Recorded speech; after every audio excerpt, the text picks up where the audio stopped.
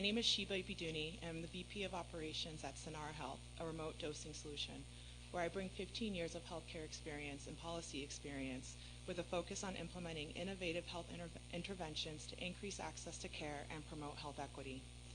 I am testifying to request a $500,000 line item in the FY25 budget to fund and expand a remote observation of take-home methadone pilot program throughout the state of New Jersey. When I think about recovery from opioid use disorder, Langston Hughes, the Black American poet, comes to mind. And I often wonder, what happens to dreams deferred? The dream of recovery where people can hold a job, take their kids to school, or go to school is often deferred because of barriers that prevent access to take-home methadone. At a time when fewer than 10% can access treatment, a New Jerseyan dies every 2 hours and 35 minutes from an unintentional opioid overdose. Reducing barriers to treatment is tantamount to saving lives. Retaining people in treatment and recovery and remote observation of take-home methadone can do that.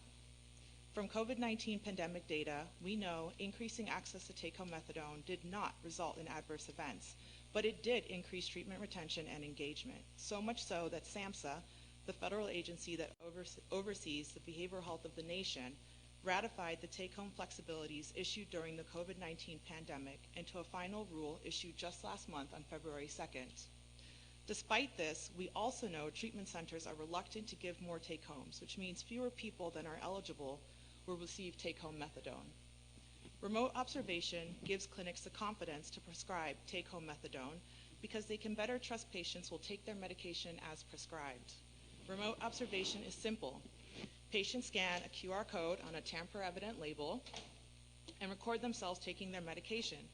The asynchronous video is then sent to their care team for review. Remote observation not only increases access to take-home methadone and gives people the opportunity to live the lives that they've dreamed about, but it can be cost neutral by reducing the non-emergency medical transportation rides.